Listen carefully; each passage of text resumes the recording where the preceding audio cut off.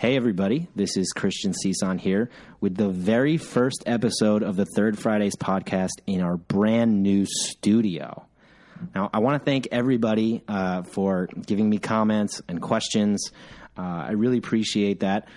Even if it's not constructive criticism, I appreciate that too, right? Tell me that I have a face for radio and that you don't want to see me on the webinars. You'd be wrong, of course, but I still like the fact that you have an opinion, and that's all that matters. Okay, so I also want to thank the people at the North Jersey Claims Association who heard me speak on Thursday the 18th. If I was good enough at that presentation that made you feel like, let me check out this podcast, maybe I'm doing something right. So good looks to that. Thank you very much. Today's a special day, maybe to the chagrin of some of my coworkers here who do have law degrees and can talk about a lot of the topics that we're going to talk about today. I have a guest this month who is not a lawyer. He's actually a good friend of mine. His name is Christopher Leahy, and he is an engineer for National Grid. Welcome to the show, Chris. Thanks, Christian. Thanks for having me. Now, Chris and I have known each other for a while. He actually hated me when we initially met.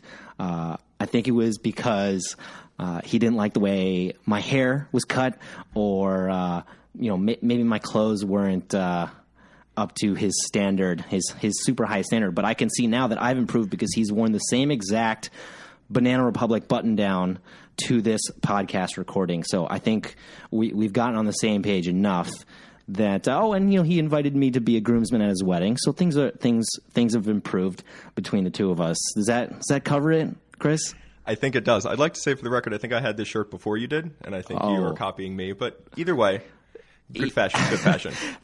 Right. That's fine. I'm totally okay with granting you that. Let's move forward, though.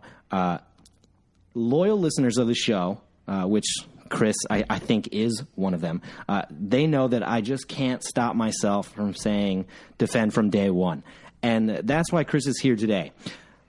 That motto is designed to make sure that we investigate work accidents to the fullest extent, and that we make sure that the right claims are being compensated and the wrong ones are being denied. And as we know in New York, it's a gotcha state.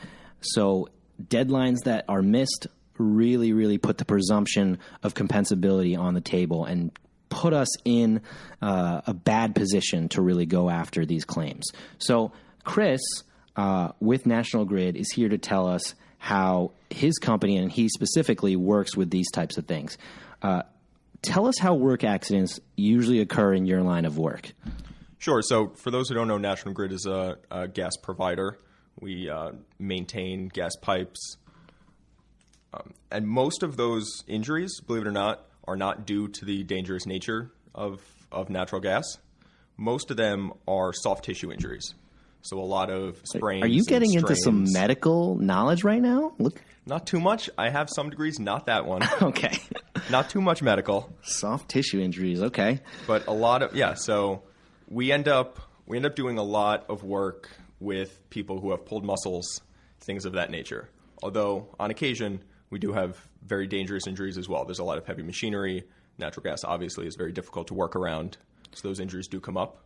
But mainly it's the more minor ones. So these soft tissue minor injuries, what are employees doing that allegedly causes these injuries? Sure. So a lot of them stem from picking up items that are too heavy. So there's a lot of strains in the back, not picking up things correctly, your body being in unnatural positions while you're you're in a trench with gas pipe trying to tighten a bolt, something like that, where your body isn't used to being in that position. And so there are things that we can do to try and avoid those. We have a huge stretching program that we've rolled out the past couple of years. Everybody meets inside first thing in the morning, 15 minutes of stretching. Does that include Very you important. too? That does not include me. Okay. I do not need the stretching. I'm not doing any physical activity throughout the day at all. Okay. Which is good for me and the company, to be honest with you. It's better for the company that you're not doing anything. That. Just kidding. I'm just kidding. It may be. manual labor. Okay. Now, we understand that many of these soft tissue injuries are naturally occurring, right? If I have to pick up a heavy machinery and I have to do it every day for a certain amount of years, at some point, something's going to give. I might get a strain in my back or my neck.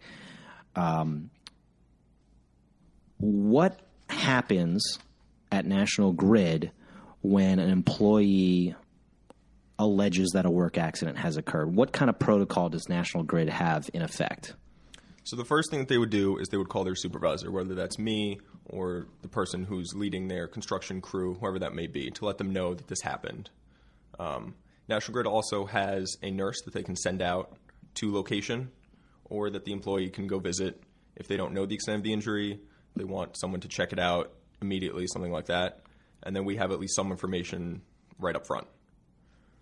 After that, then we're going to have them possibly visit a doctor, see what the doctor says, and then most importantly, we're going to have to document all of that. So we're going to say what they were doing at the time of the injury, what location they were on, what was happening, who was there, things of that nature. And all of that is exactly what I'm getting at, right? Because my crusade, this defend from day one idea or motto, is about making that process the best it can possibly be. So when you're talking about gathering information, are there any specific deadlines which they have to meet these requirements from National Grid, or what specifics are National Grid employees, held by or held to? Our company policy is to report it within 24 hours. So when we hear from the employee that they're injured, we need to fill out that documentation and submit it within 24 hours. And the supervisor would be bound by that requirement, or is it the employee? The supervisor would be bound by that requirement. Okay. So sometimes the employee will have, a bump, a scrape, a strain that they think isn't a big deal at first, and then maybe flares up a week or so later. The supervisor is held to that 24 hours. Okay. Now, the supervisor is held to the 24-hour requirement to report back to the company, or assuming, right? Correct. What if I'm an employee of National Grid and I get hurt today? Do I have to report that within 24 hours to my supervisor, or is there a different timeline? No. The 24-hour timeline does not apply for that situation, because some injuries aren't necessarily ones that you would think are a huge deal day of. Okay. Right? So you get hurt, you think you're fine. That injury never goes away. You end up seeing a doctor. So things like that, especially in construction, manual labor, can kind of add up, and then you get that type of injury as well. Okay, and I think that's a very good practical consideration that you bring up, because for a lot of employers that we represent, we have this juxtaposition of continuing business, making sure that projects are completed on time and not held without unreasonable delay, but also erring on the side of caution and making sure that possible risk to the company is dealt with in an efficient manner.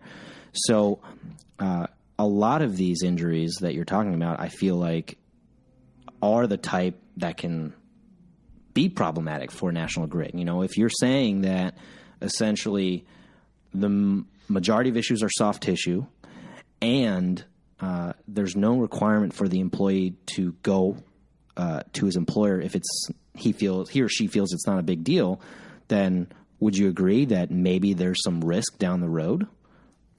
Oh, definitely. So it's strongly encouraged that they report these injuries as soon as possible, as soon as they feel that slight pull that possibly could escalate to something bigger, because we want that documentation from the day it happened, right? We want to know this situation, the effects of that.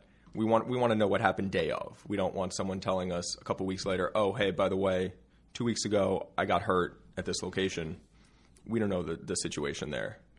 So it's important to have that documentation from the day of that first little injury. You may say document from day one. I think you're really showing that you are listening to the show. And, in fact, if anyone heard the last episode, I think it was either last month or the month before, we had a story from me about a couple of friends that had maybe tried to determine how many times I would say defend from day one. I'm not saying that was you, Chris, but I'm also not saying that wasn't you. That's fair. I will say, though, whoever decided the number of defend from day one quotes, whoever came up with that, whether that was me or someone else, was very, very close. Okay, very close. You know me. You know me probably too well. Okay, so let's go on to safety, right? I think we had talked about how often these injuries can happen and the relative nature of the injuries, but what is National Grid doing to put themselves in a position to, I guess, decrease the amount of claims and accidents? Sure. So just to give you a little background, last year for National Grid, New York City and Long Island construction business, we had 19 accidents that resulted in lost time. So 19 accidents that resulted in people missing a shift or a day of work. And would you say that's a high number or a low number, or is that an average number? I'd say it's an average number. Okay. Obviously, always want to decrease that number. Sure. And so there are definitely things that we're doing to try and decrease that number. The goal for this year is to get down to 10. We're on pace so far, but obviously the year is young. So I we'll hope see. No employees of National Grid are listening to this right now and hearing that they need to maybe beef up that number. But hey, just trying to be safe. That's what everybody wants. No, I know. I'm only kidding. So to prevent those, I spoke earlier about the stretching program we have every morning. Right. Before employees start work, to try and loosen up those muscles so that you don't pull it, trying to use a lot of exertion right in the beginning of the day.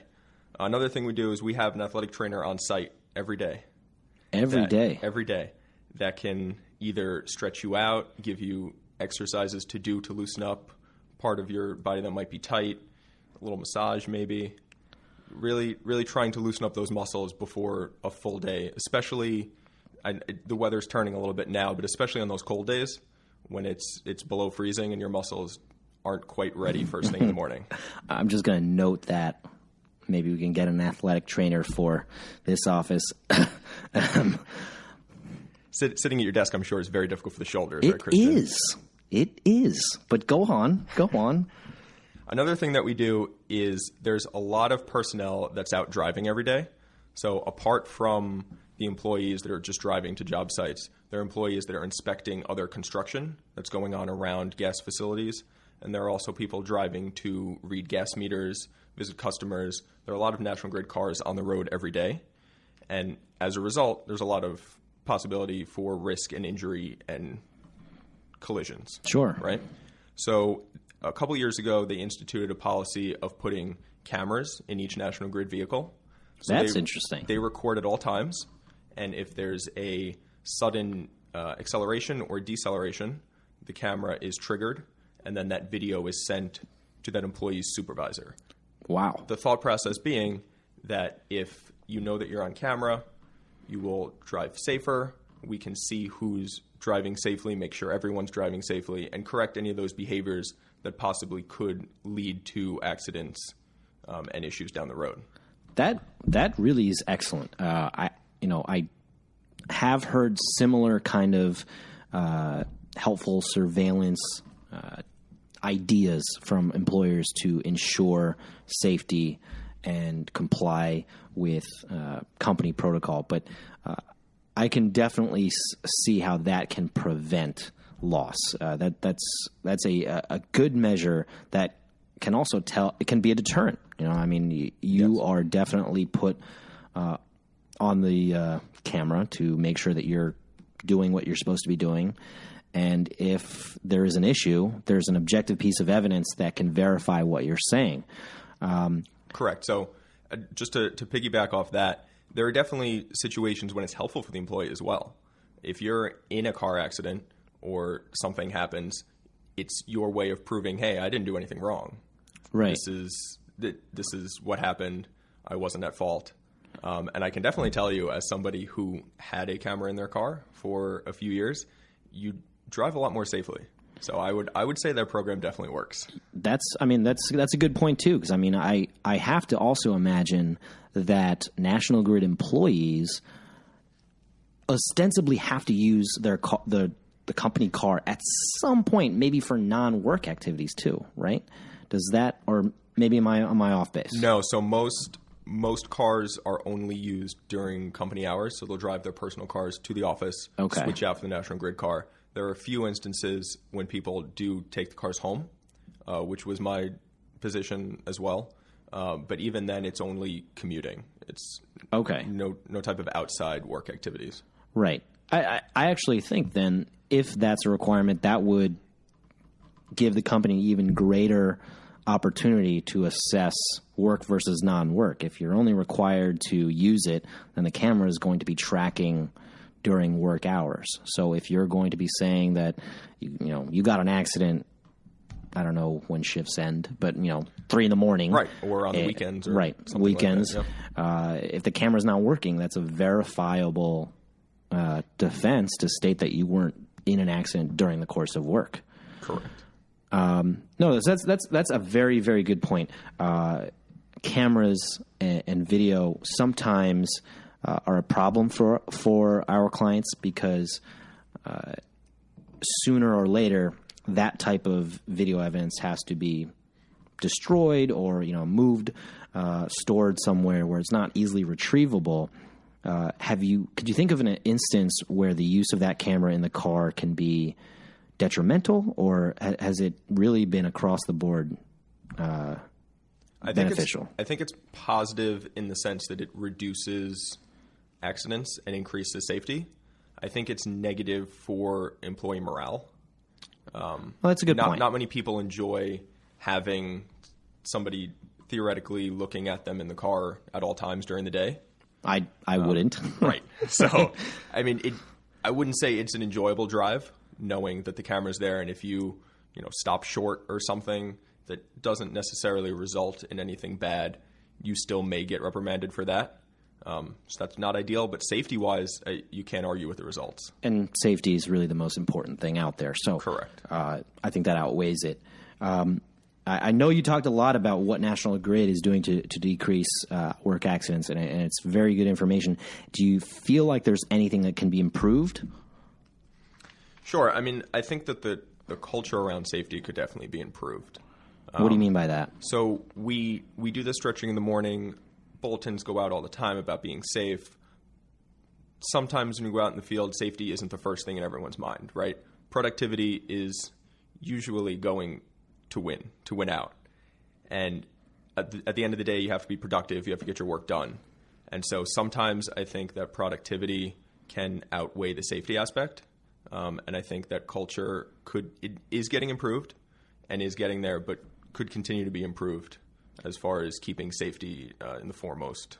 And when you say culture, that certainly takes employer and employee to work together, right? Sure. We can't force an employee to love the idea of doing everything possible conservatively to be safe at all costs when they're also being judged on productivity. Correct. So sometimes it can be unreasonable. So I think it's actually good that that was listed as an improvement possibility or something that can be potentially approved, because I think that's a problem for every company along the line. Not just a labor-intensive company like National Grid, but even your more sedentary companies. Take my company for example. Are we being safe all the time in what we have to do? No, because we're not even thinking about it, right? Because we're sitting behind a desk all the time. But just the attitude about it is probably the same across all companies, right? Employees don't generally think about it because they're more concerned with what they're readily being judged on. And I think that's a great point. I don't think anyone ever goes out and wants to get in an unsafe situation, right? Mm-hmm. But if you're not constantly thinking about it, you can find yourself in that situation. That's true. And so That's pushing true. it and making sure that everyone's thinking about the safe way to perform an operation rather than the quickest way to get it done, I think is kind of a mind shift. Right. But I think that's important.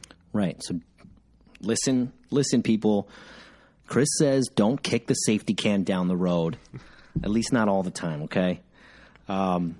Okay. Thanks for that great discussion on accident investigation and prevention, Chris.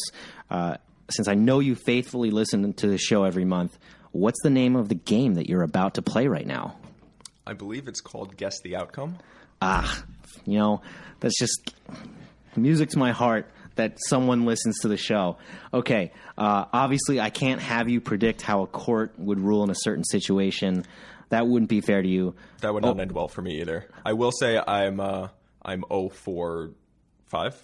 Oh, when you play 6. at home? Yes. Okay. Yes, I haven't gotten one right yet. Well, I was going to say, maybe if you would have gotten it right, maybe I just sponsor 3 years of law school for you, and then you come work for us. That's possible. I've gone to a lot of school. I think I'm done. You think you're done with school? I think I'm done. Okay. Fair enough. I get it. But I have a multiple choice question for you. So it's a little easier. Doesn't have to do with like legal reasoning. It's just strictly a statutory requirement in the state of New York, and it's how long does the state of New York give an employee to report a work accident to his or her employer? Is it A, 24 hours, B, 1 week, C, 1 month, and D, or D, 3 months? Okay. That's interesting. I know that, so we spoke about earlier, as a company policy, we have a 24-hour window to report that. For the supervisor to report Correct. it to the company. Correct. Right. But I would imagine that it's a little longer than that. So I would say a month. Surprisingly, the state of New York, it gives employees 1 month to report a work accident to their employer. It's a little on the long end for me, but I guess that's just my naturally born and bred defense lawyer coming out. But essentially, you have 30 days. If I get into a work accident today, if I'm hit myself in the face with this microphone and I think that's compensable, then I have 30 days to report it to my employer. What do you think that has in terms, or what kind of effect do you think that has, if any, on employees at National Grid? If does that affect productivity? Does it affect safety?